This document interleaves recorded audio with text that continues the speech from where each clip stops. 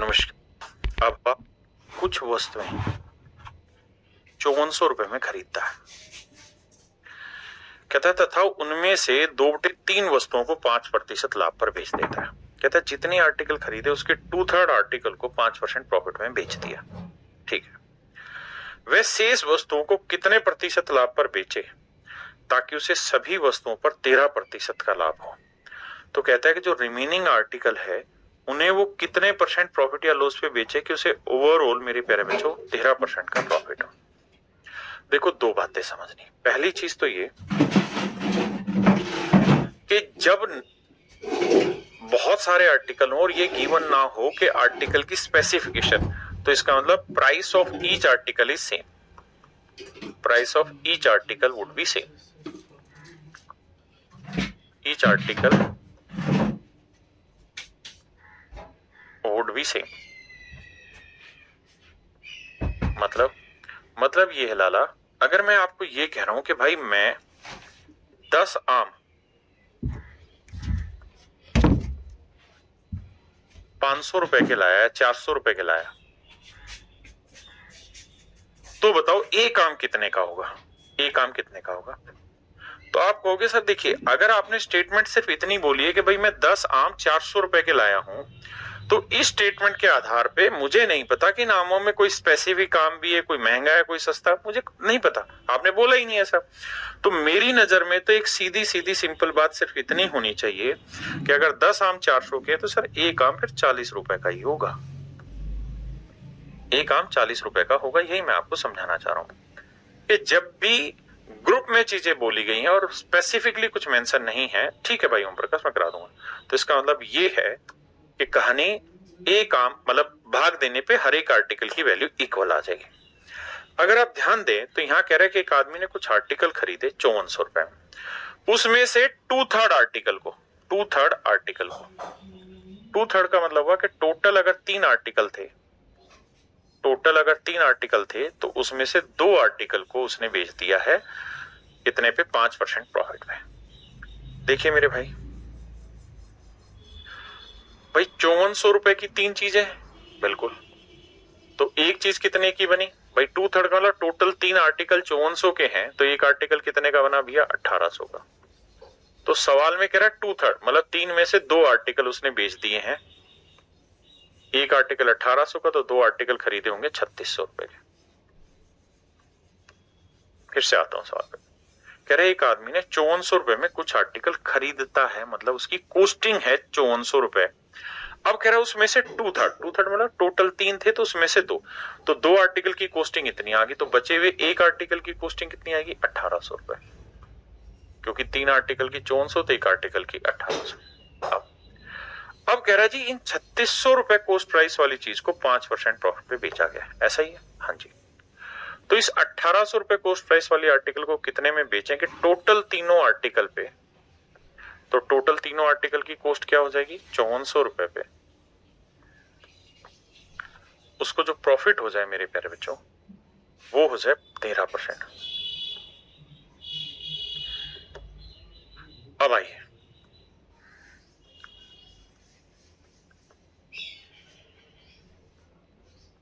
तो 5400 पे हमें 13% प्रॉफिट चाहिए।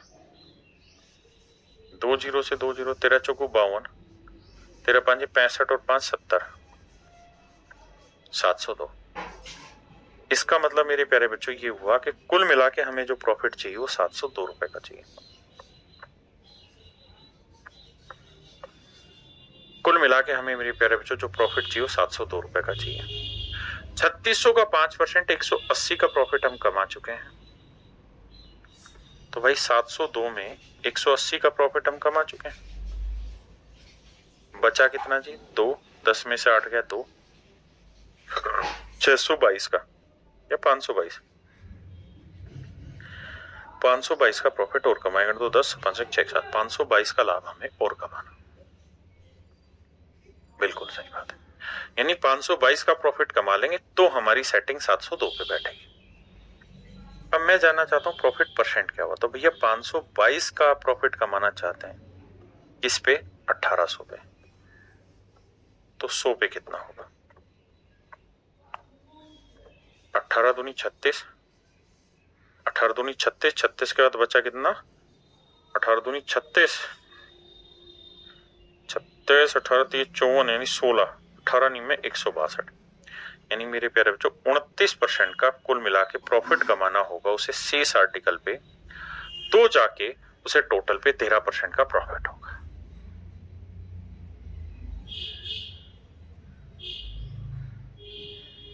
अब मेरे प्यारे बच्चों इसी सवाल को मैं दूसरे स्टाइल से आपको पढ़ाने की कोशिश करूंगा, समझाने की कोशिश करता हूं कैसे। देखो यार, जैसा आप जानते हैं मैंने परसेंटेज में एक बात बताई थी कि जब भी आपसे सवाल में ये पूछा जाए कि कंपैरिजन बताओ क्या होगा, तो कंपैरिजन में परसेंटेज पूछेगा, रेशियो पूछेगा, फ्रैक्शन पूछेगा। जब भी मेरे प्यारे बच्चों आपसे कंपैरिजन पूछा जाए तो do not take real values, आप वहां पे कंपैरिजन भी ले सकते हैं। मतलब ये कि यहां इस बात का मतलब ही नहीं है कि 5400 में या कितना, हमें ये मतलब है कि भाई 3 आर्टिकल खरीदे उसमें से 2 बेच दिए, तो भाई मैं मान लेता हूं 3 आर्टिकल 300 रुपए के थे। भाई कुछ भी मानना है तो मैं 300 के मान लेता हूं कि भैया 3 आर्टिकल की कॉस्ट 300 रुपए थी, उसमें से उसने 2 आर्टिकल बेच दिए, तो एक की कॉस्ट 100 है तो 3 की 300 ली है, तो 2 आर्टिकल की कॉस्ट होगी 200 रुपए, और एक आर्टिकल जो बचा उसकी कॉस्ट है 100 रुपए। ये तो है कॉस्ट प्राइस। अब कह रहा है जी इस पे तो 5% प्रॉफिट कमाना चाह रहा है, इस पे कितना प्रॉफिट कमाए कि टोटल पे उसे 13% का प्रॉफिट हो, तो 300 का 13% 39 का प्रॉफिट कुल मिला के कमाना चाहता है। 200 पे 5 का परसेंट, 200 का 5% 10 का लाभ कमा दिया। तो बेटा एक बात तो 39 का लाभ कमाना है, 10 का लाभ कमा चुके हो तो कितना और कमाना होगा? 29 का, और 100 पे 29 का लाभ क्या कहलाता है मेरे प्यारे बच्चों? 29%।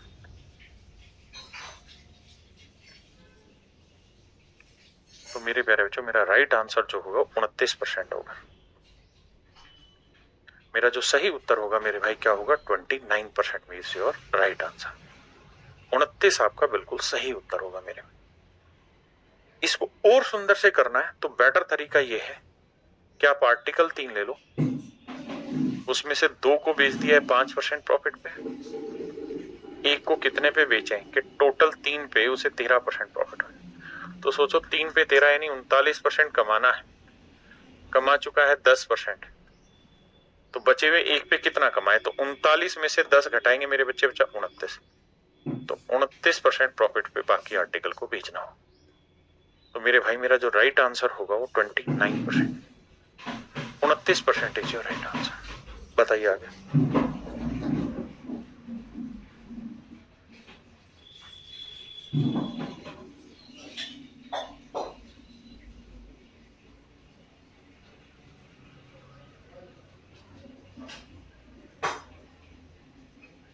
देखिए भाई सेम सवाल है, कह रहा 3/5 आर्टिकल को 8% प्रॉफिट पे बेचा, यानी टोटल मेरे भाई 5 आर्टिकल हैं, तो उसमें से 3 आर्टिकल को 8% प्रॉफिट पे बेचा, बचे कितने बाबू? 2 आर्टिकल, इनको कितने परसेंट प्रॉफिट पे बेचे कि टोटल 5 आर्टिकल पे उसे जो लाभ हो जाए वो 12% का हो। तो 5 में 12% के हिसाब से 60% का प्रॉफिट कमाना है। कमा कितना चुका है? 3 8 24%। मेरे प्यारे बच्चों 24% का लाभ कमाना है ना, कमाना है 60% का, 24 कमा चुका है, तो कितना और कमाना होगा सर? 36% का लाभ कमाना होगा। अब बाबू सोचो 36% का प्रॉफिट कमाना है, लेकिन कितनों पे कमाना है? 2 पे, तो 2 आर्टिकल पे 36 कमाओगे तो एक पे कितना कमाओगे? 18%, यानी बाकी आर्टिकल को उसे 18% प्रॉफिट पे बेचना होगा, तो जो वो चाह रहा है वो सारी इच्छाएं उसकी पूरी हो जाएंगी। हाँ है ना?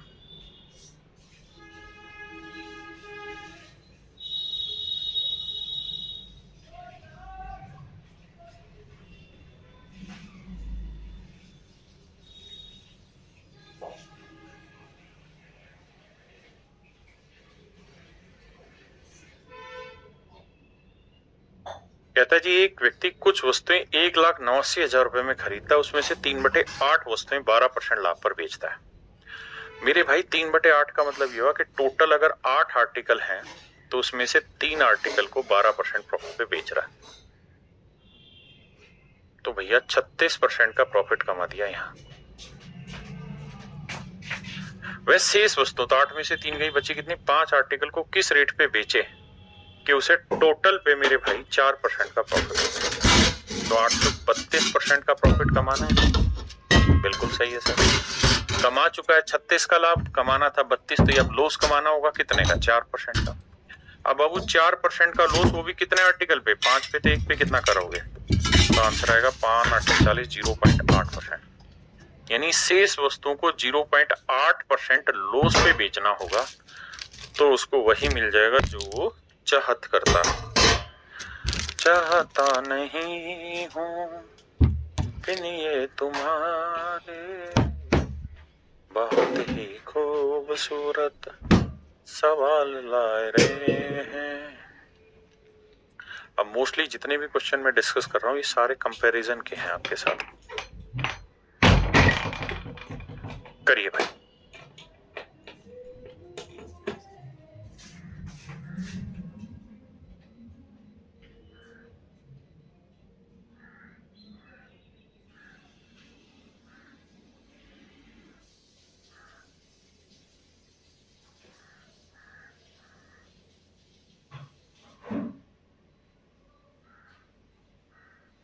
देखिए बाबू, कह रहा है Ram make 750 article at a cost of 60 पैसे पर आर्टिकल।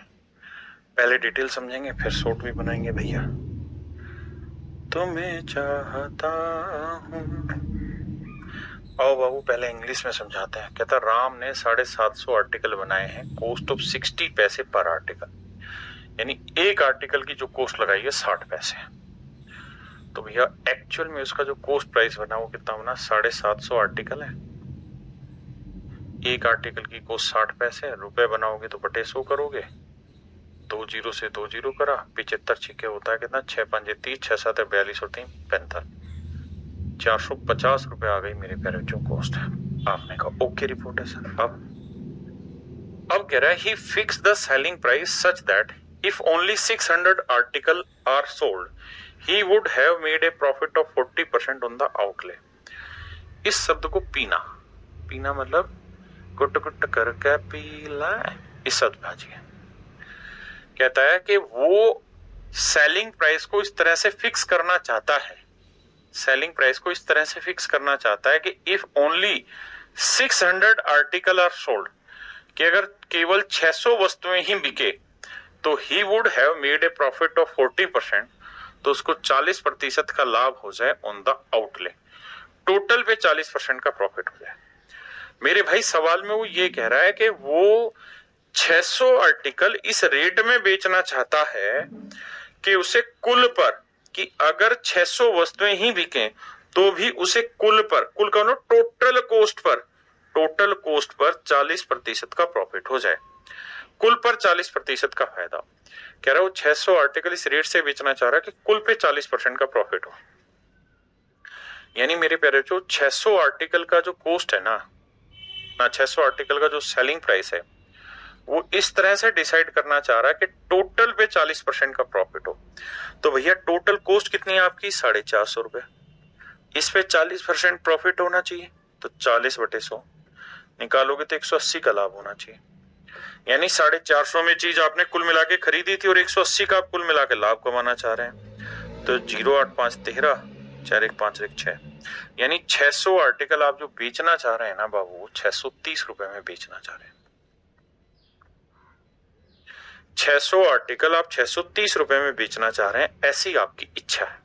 मान लीजिए बात सही है। अब बेटे एक बात बताओ, अगर 600 आर्टिकल आप 630 रुपए में बेचेंगे तो ही तो आपको 180 का टोटल पे लाभ होगा, क्योंकि 450 में खरीदा, 180 के लाभ 630 में बेचोगे। बिल्कुल ठीक है। तो इस हिसाब से आपने एक आर्टिकल का सेलिंग प्राइस क्या डिसाइड किया जी?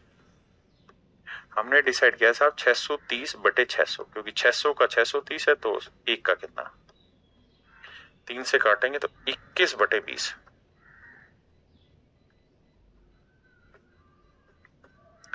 इसका मतलब ये हुआ मेरे प्यारे बच्चों कि हर आर्टिकल को वो जो सेल करेगा वो 21/20 रुपए के हिसाब से करेगा। हर आर्टिकल का जो सेलिंग प्राइस मेरे प्यारे बच्चों डिसाइड करेगा 21/20 रुपए करेगा। आपने कहा ओके रिपोर्ट है। हमें चाहते हैं। अब अगली लाइन पे आते हैं। अब आगे कह रहा है कि हालांकि 120 आर्टिकल खराब हो गए। तो भैया टोटल आर्टिकल कितने थे साहब? 750। हालांकि माने कह रहा है जो था उसमें से 120 तो डैमेज हो गए। डैमेज हो गए तो बिके ही नहीं, तो बचे कितने? 630 आर्टिकल। कहते हैं इन 630 आर्टिकल को उसने बेच दिया। वह शेष 630 वस्तुएं, 120 डैमेज होगी इसलिए 630 वस्तुएं बेचने में कामयाब रहा। तो मेरे भाई एक बात बताना, कुल मिला के बेचेगा कितने? 630 आर्टिकल। एक आर्टिकल किस रेट में बेच रहा है? 21/20 में। तो कितने में बिका? गुना करते हैं। आओ भैया, 0 21 3 63 और 21 6 126 और 6 132 बटे 2। तो आंसर होगा 2 6 12, 2 6 12, 2 एकम 2, 2 5 10, 661 रुपए 50 पैसे। तो मेरे भाई कुल मिला के उसने 630 आर्टिकल इस रेट से बेचे, तो 661.5 रुपए में बेचे। अब मैं आपसे जानना चाह रहा हूं भाई प्रॉफिट कितना हुआ उसको? आप कहेंगे साहब प्रॉफिट जो हुआ वो होगा एसपी माइनस सीपी। बिल्कुल ठीक है। तो सेलिंग प्राइस है 661 रुपए 50 पैसे, सीपी है 450 रुपए, तो घटाओगे तो 50 पैसे तो अलग है और एक भी अलग है, 6 में से 5 का एक भी अलग है, 211.5 211.5 रुपए का भाई प्रॉफिट हुआ है। बहुत सुंदर। अब कह रहे जी प्रॉफिट परसेंट निकाल के बताइए। तो 211.5 का प्रॉफिट हुआ है किस पे भैया? टोटल कॉस्ट पे। कॉस्ट कितना है? 450। तो 100 पे कितना? डेसिमल हटाओगे 1 जीरो, 2 जीरो से 2 जीरो, 5 से काटोगे 5 नहीं 45, 5 चौक 20, बचा कितना भाई? 1, 5 दूनी 10, 5 3 15, 9 से काटोगे 9 3 27, 9 चौक 36, बचा 6, 9 7 63। तो आंसर आया सर 47%। यानी कुल मिला के उसे 47% का प्रॉफिट होगा। कुल मिला के मेरे प्यारे बच्चों से जो प्रॉफिट होगा वो 47% का होगा।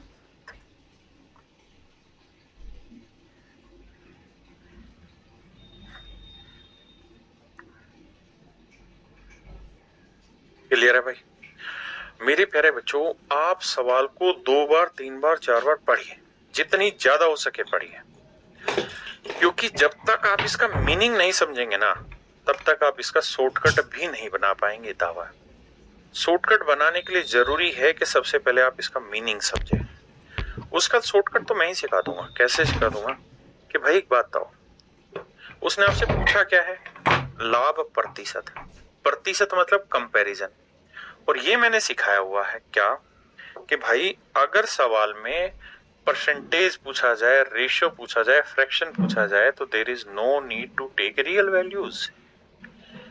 आपको वास्तविक मान लेने की जरूरत नहीं, आपको केवल कंपैरिजन वैल्यू ही चाहिए।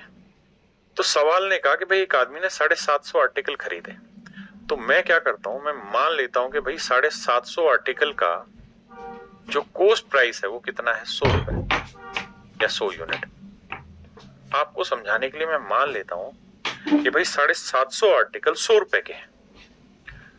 भाई मुझे एक्चुअल कॉस्टिंग तो निकालनी नहीं है ना, मुझे ये बताना कि एक्चुअल में प्रॉफिट कितने रुपए का हुआ है वो भी मुझे नहीं चाहिए, मुझे तो परसेंटेज बताना है। तो मैं तो बस ये कह रहा हूं कि भाई 750 आर्टिकल का एक्चुअल में कॉस्ट प्राइस 100 रुपए। बिल्कुल ठीक है।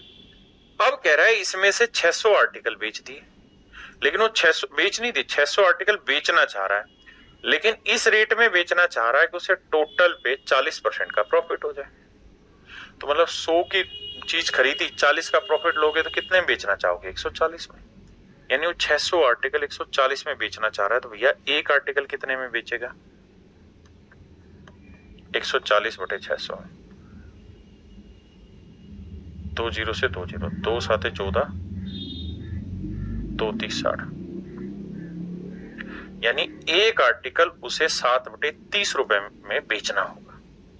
तो उसे टोटल कुल मिला के मेरे प्यारे बच्चों कितने का प्रॉफिट हो जाएगा? 40% का। बात तो सही है।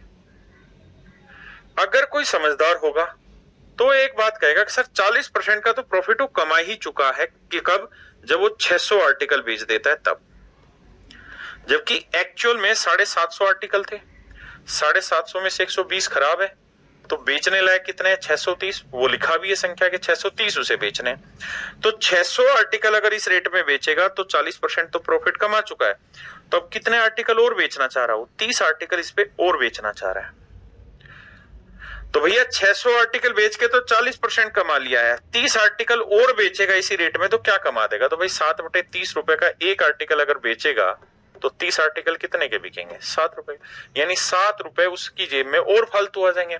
और 100 पे 7 रुपए क्या कहलाता है? 7%। इसका 30 आर्टिकल बेच के उसको कुल मिला के 7% पैसा और मिल जाएगा। तो 40% पहले ही कमा चुका है प्रॉफिट के रूप में। 40% पहले ही कमा चुका है प्रॉफिट के रूप में भैया।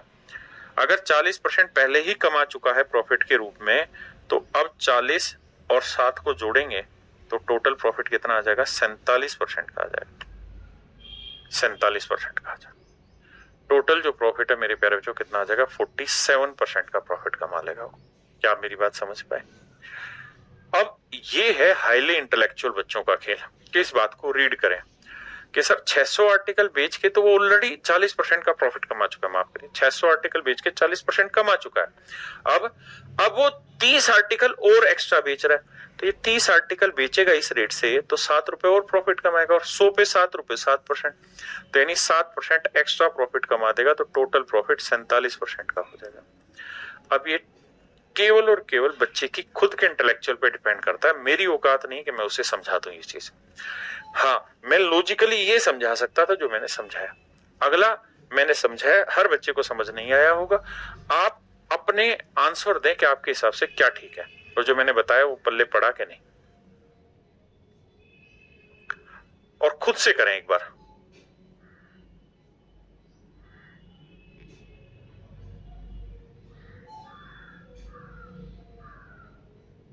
सर और कोई मेथड है क्या? राहुल भाई मेथड बहुत है पर असली मेथड यही था। अब अगले पे आइए। देखिए मेरे बाबू, इस सवाल पर आते हैं। टाइम नहीं। देखो मेरे बच्चे, मुझे ये देखना चाहिए कि मुझसे पूछा क्या हुआ है। मैटर वो करता है। तो इस सवाल पर अगर फोकस करेंगे तो मुझसे ये पूछा हुआ है बिल्कुल कि वस्तु का क्रय मूल्य ज्ञात करो। ध्यान दो, एक्चुअल वैल्यू पूछी हुई है। अगर मुझसे एक्चुअल वैल्यू पूछी हुई ना तो मैं वो कंपैरिजन वाला कोई फंडा नहीं लगाऊं। Find out the price of each article, यानी हर आर्टिकल का प्राइस पूछ रहा हूं मैं, कॉस्ट प्राइस। तो इसका मतलब इस सवाल में वो वाली चीज मैटर नहीं करेगी। यहां मुझे इस सवाल पे काम करना पड़ेगा। आइए, कह रहा भी एक मैन्युफैक्चरर है, वो एस्टिमेट करता है दैट ऑन इंस्पेक्शन 12% आर्टिकल। पहले हिंदी में पढ़ाता हूं फिर इंग्लिश में। कहता है एक निर्माता अंदाजा लगा लेता है कि निरीक्षण के जब चेक होगी कोई चीज के समय उसकी वस्तुओं में से 12% आर्टिकल बेकार हो जाएंगे। कहता है एक मैन्युफैक्चरर ये अंदाजा लगा लेता है कि जब उसकी चीजों पे ऑब्जर्वेशन होगी यानी चेकिंग होगी तो उसमें से 12% आर्टिकल तो बेकार निकलेंगे। वह 7.5 रुपए, वह ₹7.5 वस्तु की दर से 22,000 आर्टिकल का ऑर्डर ले लेता है। उसने कहा भाई मैं तुम्हें 22,000 आर्टिकल दूंगा, रेट लूंगा 7.5 रुपए। लेकिन उसने पहले ही अपने दिमाग में बैठा रखा है कि जब चेकिंग होगी तो भैया 12% आर्टिकल खराब मिलेंगे। जब चेकिंग होगी तो 12% आर्टिकल खराब मिलेंगे। बहुत बढ़िया जी। कुल खपत पर उसका लाभ 20% होगा। वह अंदाजा लगाता है कि कुल खपत पर उसका लाभ 20% होगा तो प्रत्येक वस्तु का क्रय मूल्य ज्ञात करिए। देखिए मेरे बच्चे,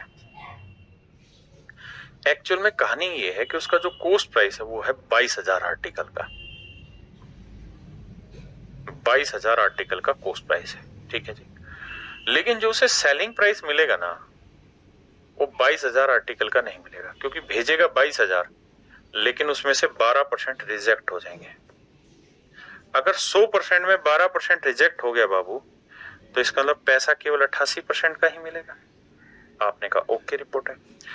यानी जो सेलिंग प्राइस मिलेगा वो केवल 88% आर्टिकल का ही मिलेगा। हाँ जी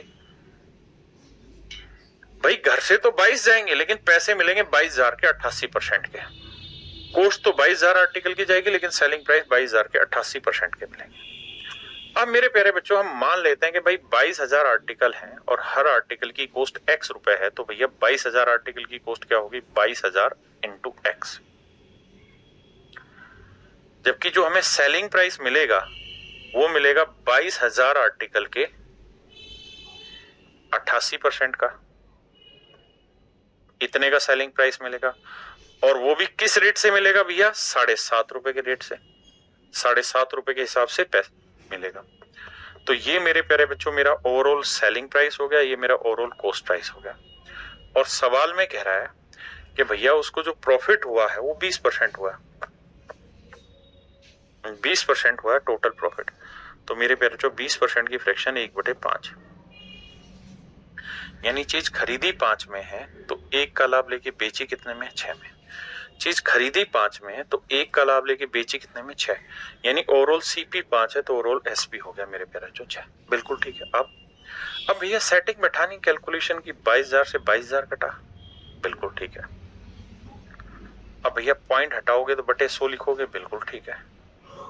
1 0 से 1 0 गया, 25 दिए 75, 25 चौक 100, 4 से काटेंगे भाई आएगा 22, 22 चौक 88 और 2 से काटेंगे 11 आएगा, 2 5 10।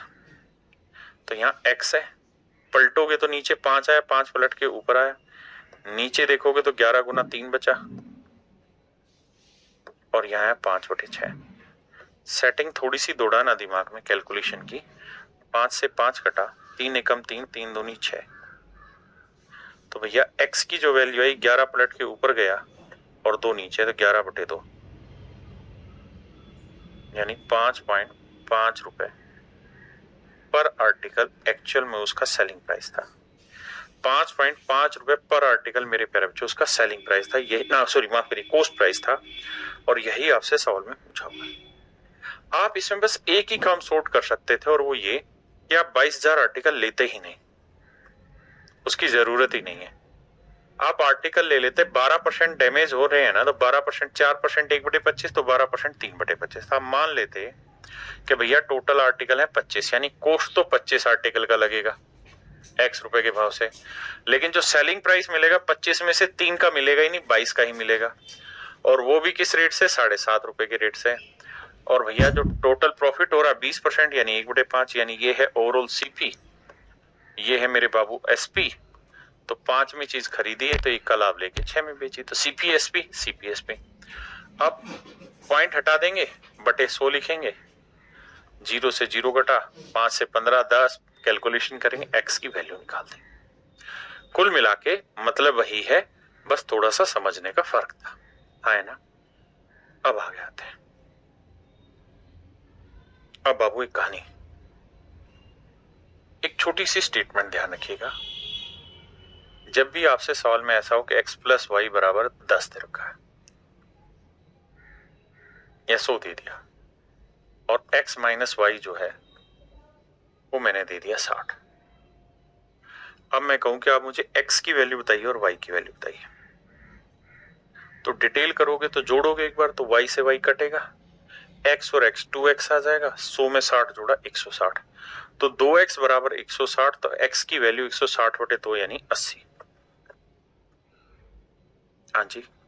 और y की वैल्यू क्या होगी? दोनों के डिफरेंस का आधा, 100 में से 60 गया 40, 40 का आधा 20। भाई x की वैल्यू 80 आपने मान लो यहां रख दी या यहां रख दी, तो 80 उधर जाएगा माइनस, 100 में से 80 क्या 20 आंसर है। मैं आपको क्या ट्रिक सिखाने की कोशिश कर रहा हूं, ध्यान से समझना।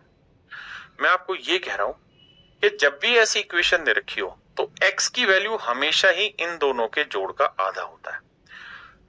x की वैल्यू हमेशा ही इन दोनों के जोड़ का आधा होता है, यानी 100 + 60 का आधा 80 होता है। फिर से बताता हूं, जो प्लस में यहां पे प्लस में यहां पे प्लस, उसकी वैल्यू हमेशा इन दोनों के जोड़ का आधा होती है, और जो माइनस में एक जगह उसकी वैल्यू हमेशा ही इन दोनों के डिफरेंस का आधा होती है।